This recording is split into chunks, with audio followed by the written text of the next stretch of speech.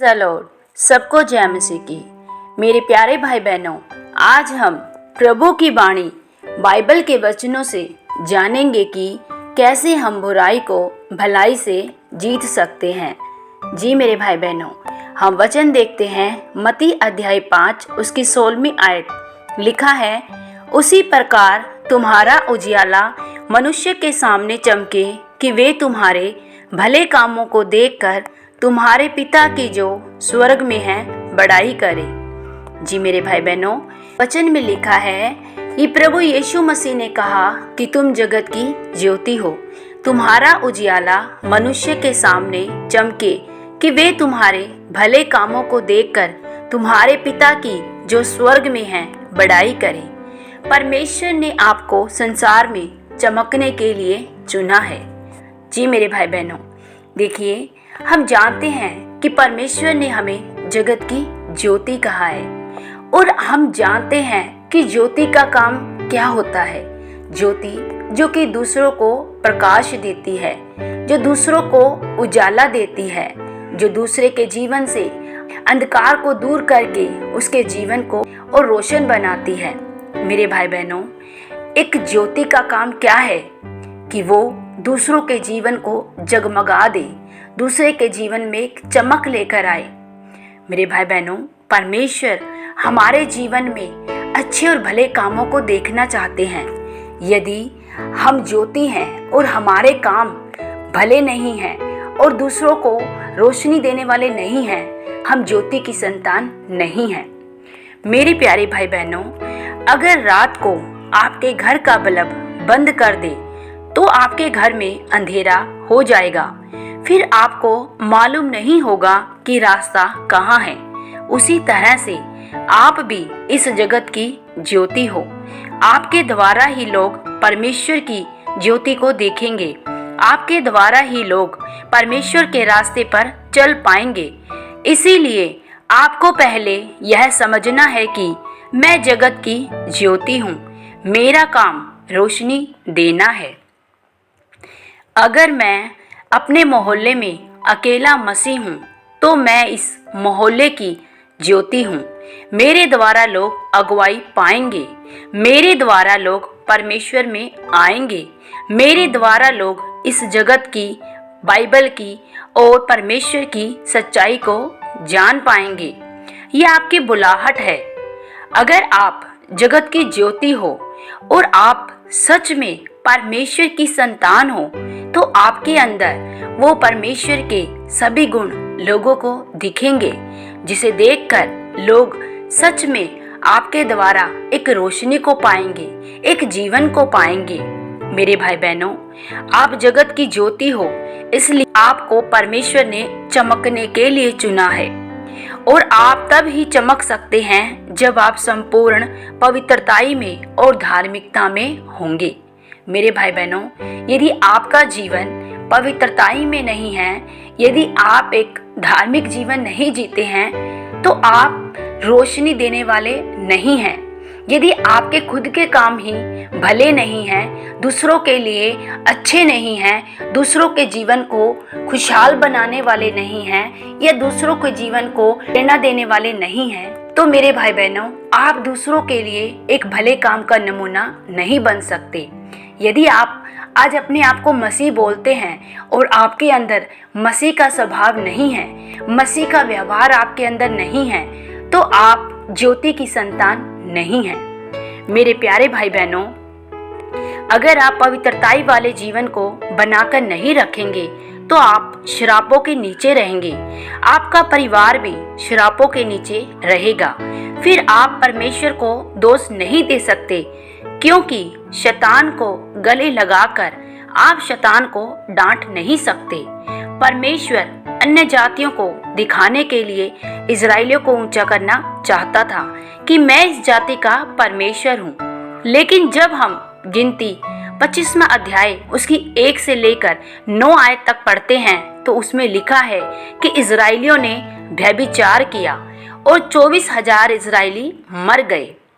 आज इजराइलियों की तरह लोग भी भूल चुके हैं कि परमेश्वर ने उन्हें चमकने के लिए बुलाया है।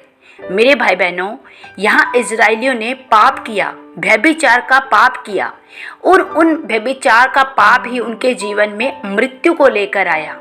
यदि वो परमेश्वर की आज्ञाकारिता में चलते और परमेश्वर के प्रति अच्छे और पवित्र जीवन को जीते, तो वो दूसरों के जीवन को बचाने वाले बनते और दूसरों के लिए एक नमूना बनते भले कामों का। मेरे भाई बहनों, यदि इजरायली परमेश्वर के प्रति साफ और शुद्ध मन रखकर निरंतर बिना बुड़बुड़ाए ही मूसा की बातों पर विश्वास करते हुए मूसा के पीछे चलते, तो उनमें से एक भी नाश नहीं होता। मेरे भाई बहनों, कई बार हमारा व्यवहार ही हमारे व्यक्तित्व को प्रदर्शित करता है। आज भले ही आपने यीशु मसीह को जान लिया है, लेकिन जानने से ये मतलब नहीं कि आपने सिर्फ मसीह को धारण किया है। जब तक आपके अंदर मसीह का स्वभाव नहीं आता, जब तक आपके अंदर मसीह का स्वभाव, मसीह का व्यवहार, प्रेमी व्यवहार नहीं आएगा, तब तक आप अपने जीवन के द्वारा, अपने भले कामों के द्वारा दूसरों को अपनी तरफ आकर्षित नहीं कर पाएंगे। मेरे भाई बहनों, एक मसीह यदि अपने परिवार में अकेला विश्वासी है और उसका पूरा परिवार उसके विरोध में उसको सताता है या उसके बारे में बुरी बुरी बातें कहता है, तो यहाँ एक मसीह का जीवन अपने परिवार वालों के प्रति प्रेम से भरा हुआ होना चाहिए।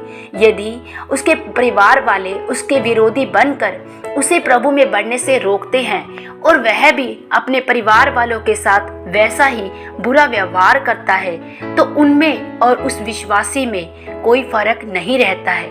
मेरे भाई बहनों, हम प्रभु की संतान हैं। परमेश्वर ने हमें ज्योति बोला है। परमेश्वर ने हमें अपने पुत्र पुत्रियों के रूप में स्वीकार किया है।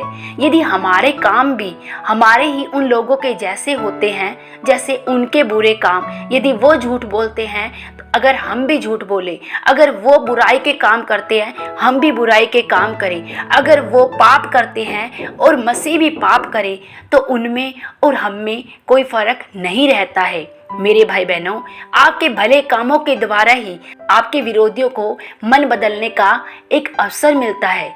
यदि आपका भला व्यवहार, आपके भले काम ही उसके व्यवहार को, उसके जीवन को मसीह में लाने के लिए उजागर होते हैं। मेरे भाई बहनों, यदि आपका जीवन सच में पवित्रताई से भरा होता है, एक धार्मिकता का जीवन अगर आप जीते हैं अपने परिवार में, एक मसीह विरोधी परिवार में, तो सच में आपका पूरा परिवार भी एक ना एक दिन उस अंधकार से निकलकर परमेश्वर की ज्योति को ग्रहण करता है और वह भी परमेश्वर की संतान बन पाता है। वह भी पूरा परिवार परमेश्वर की संतान के रूप में यीशु मसीह को स्वीकार कर पाता है। मेरे भाई बहनों, यदि आप आज भलाई के बदले में बुराई करते हैं, यदि आज आप सच में बुराई करने वालों के साथ बुराई का व्यवहार ही करते हैं, तो आप कभी भी परमेश्वर की ज्योति नहीं बन सकते हैं। एक ज्योति की संतान आप नहीं बन सकते हैं और आपका उजाला दूसरों को रोशन नहीं कर पाएगा।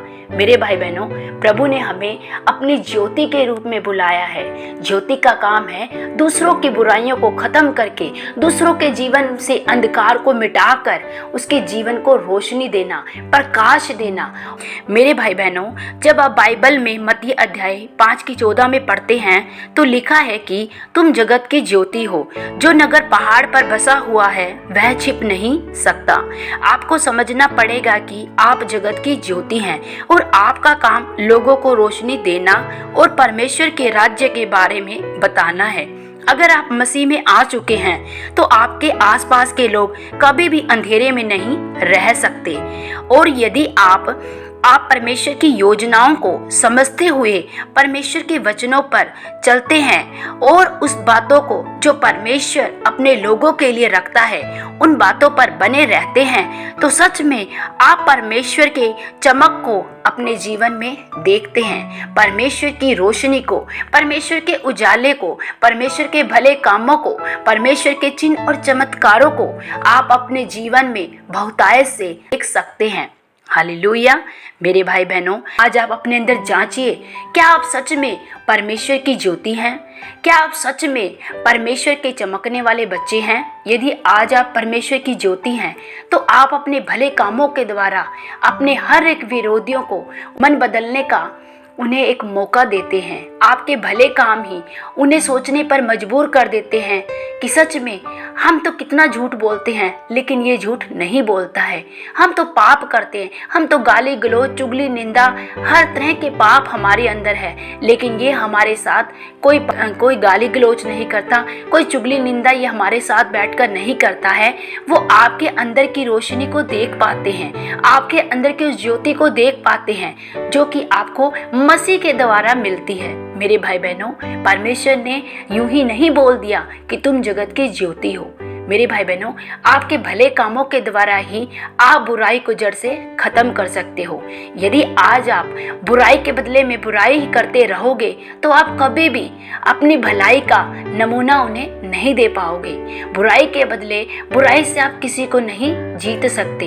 यदि आप बुराई को भलाई में बदल देते हैं, यदि आप किसी बुरे करने वालों के साथ में उसके साथ भलाई का व्यवहार करते हैं, उसके साथ प्रेम जैसा व्यवहार करते हैं, तो एक ना एक दिन वह भी मजबूर हो जाता है आपके अनुसार जीवन जीने को, आपकी मसीहत को ग्रहण करने को, आपकी रोशनी में चमकने को वह भी मजबूर हो जाता है। और परमेश्वर उस पर भी अनुग्रह करता है कि वह भी अपने जीवन से अंधकार को मिटाकर उस परमेश्वर की ज्योति को स्वीकार करता है और परमेश्वर का निज पुत्र बन पाता है।